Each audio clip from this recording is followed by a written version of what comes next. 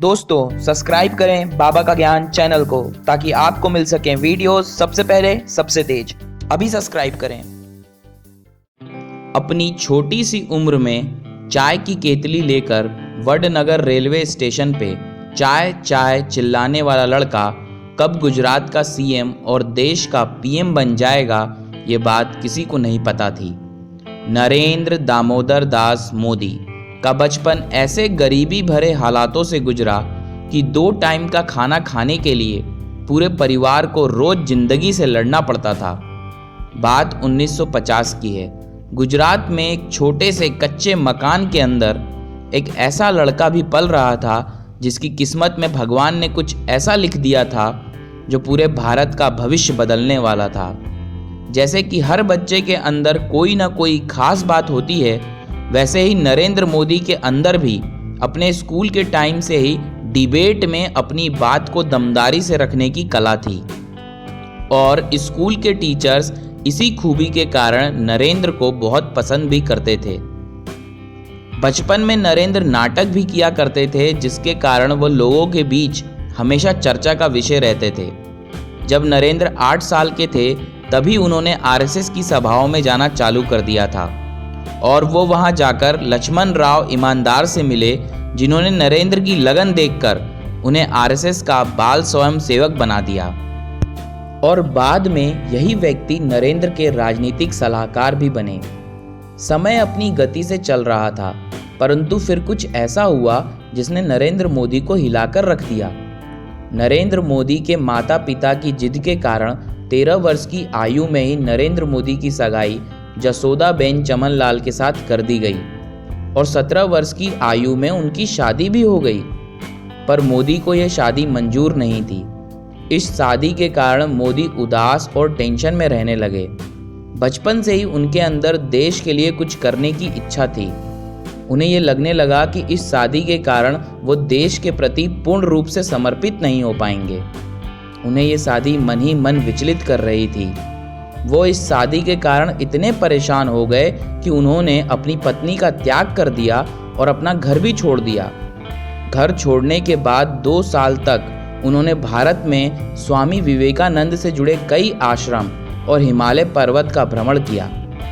2 साल बाद 1970 में वो गुजरात वापस आ गए और अपने अंकल के साथ मिलके एक कैंटीन में काम करने लगे। थोड़ा ध्यान दीजिएगा मेरे दोस्तों, क्योंकि इसके बाद जो हुआ उसने मोदी का व्यक्तित्व तो उभारा ही, साथ में देश को एक शानदार नेता भी दिया। मोदी कैंटीन में काम तो कर रहे थे, लेकिन उनका मन संतुष्ट नहीं था। वो तो देश के लिए कुछ करना चाहते थे। 1971 में भारत पाकिस्तान की लड़ाई हुई, जिसमें कई जाने गईं, कितनी ही औरतों के सुहाग उजड़ गए और भारत माता के ना जाने कितने बेटे शहीद हो गए। यही वो वक्त था जब मोदी के खून में उबाल आया। उन्होंने निश्चय कर लिया कि अब वो देश के लिए जिएंगे और देश के लिए मरेंगे। उसके तुरंत बाद ही मोदी ने कैंटीन का काम छोड़ दिया और एक बार फिर लक्ष्मण राव ईमानदार से जा मिले और आरएसएस के जोरदार प्रचारक बनके देश की सेवा में लग गए। बात 1975 की है, जब प्रधानमंत्री इंदिरा गांधी ने पूरे देश में आपातकालीन स्थिति घोषित कर दी थी। उसी समय इंदिरा गांधी के विरोधियों को जेल में डाला जा रहा था और हैरान करने वाली बात यह है कि उसी समय आरएसएस जैसे बड़े संघ को भी बैन कर दिया गया था। उस समय मोदी गुजरात लोक संघर्ष समिति के सेक्रेटरी थे और वो बीजेपी के लिए गुप्त रूप से काम भी करते थे। उन्होंने इंदिरा सरकार के विरोध में कई पोस्टर छापे थे। मोदी ने गुप्त रूप से काम करते हुए कांग्रेस सरकार के विरोध की पूरी तैयारी कर ली थी। जब ये खबर कांग्रेस को लगी तो कांग्रेस ने हुक्म दे दिया कि मोदी को पकड़कर जेल में डाल दो। पुलिस वाले मोदी को ढूंढने लगे, जिसके कारण मोदी को अंडरग्राउंड होना पड़ा। सरकार की नज़र से बचने के लिए मोदी कभी साधु का हुलिया बना के तो कभी सिख का हुलिया बनाकर अपना काम करते थे ताकि वो सरकार की नज़र में ना आ पाएं। सन 1990 में जब मिली जुली सरकार बनाने का दौर शुरू हुआ तो मोदी ने मुरली मनोहर जोशी की और आडवाणी जी की रथ यात्रा का पूरा काम संभाला, जिसके कारण बीजेपी सरकार की जीत हुई। अब मोदी का नाम भाजपा में ऊपर उठने लगा। वो जिस भी काम में हाथ डालते थे वो काम सफल हो जाता था। सन 2001 में केशुभाई पटेल गुजरात के मुख्यमंत्री थे, पर उनकी सेहत बहुत ज़्यादा खराब होने लगी थी और भाजपा चुनाव में कई सीटें हार रही थी। तो भाजपा के राष्ट्रीय अध्यक्ष नरेंद्र मोदी को गुजरात के नए मुख्यमंत्री के रूप में देखना चाहते थे, पर लाल कृष्ण आडवाणी जी को लगता था कि मोदी में सरकार चलाने का अनुभव नहीं है, तो मोदी को उप मुख्यमंत्री बनाने का फैसला लिया गया। पर मोदी भी किसी से कम नहीं थे। उन्होंने आडवाणी और अटल जी से साफ साफ कह दिया कि अगर गुजरात की जिम्मेदारी देना है तो पूरी दो, वरना मत दो। फिर जाके 3 अक्टूबर 2001 को केशुभाई पटेल को हटाकर नरेंद्र मोदी को मुख्यमंत्री बना दिया गया। मोदी के कार्यकाल में एक रोंगटे खड़े कर देने वाली घटना घटी।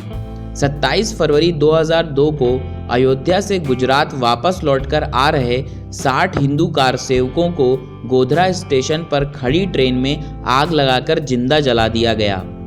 लोगों का कहना था कि यह काम मुस्लिमों ने किया है क्योंकि हिंदुओं ने अयोध्या में बनी उनकी बाबरी मस्जिद के कुछ भाग को तोड़ दिया था।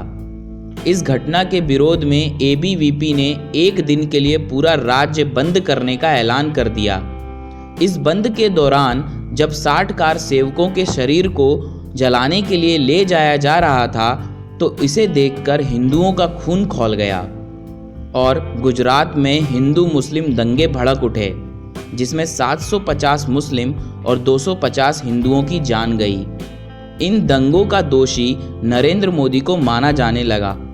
नरेंद्र मोदी से इस्तीफा मांगा गया तो नरेंद्र मोदी ने शान से इस्तीफा दे दिया। गुजरात में फिर से चुनाव हुए। भाजपा ने चुनाव मोदी के नेतृत्व में लड़ा और गुजरात के हर एक हिंदू ने मोदी को वोट दिया और गुजरात में फिर से नरेंद्र मोदी मुख्यमंत्री बन गए। फिर मोदी ने गुजरात में इतना अच्छा काम किया कि उन्हें प्रधानमंत्री के रूप में देखा जाने लगा और लोग भी यही चाहते थे कि मोदी प्रधानमंत्री बने। पर भाजपा में एक नेता ऐसे भी थे जो खुद प्रधानमंत्री की सीट पर बैठना चाहते थे। जी हाँ, लाल कृष्ण आडवाणी जी।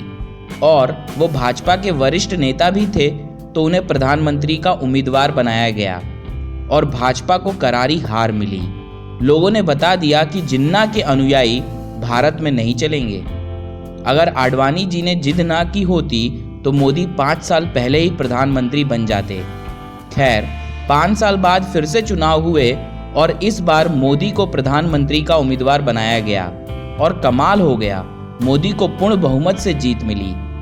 26 मई 2014 को मोदी जी भारत के प्रधानमंत्री बन गए और मैं दिल से कहना चाहता हूं कि यही वो बंदा है जो भारत को फिर से सोने की चिड़िया बना सकता है, क्योंकि कोई ऐसे ही अपना घर और अपनी पत्नी को नहीं छोड़ देता।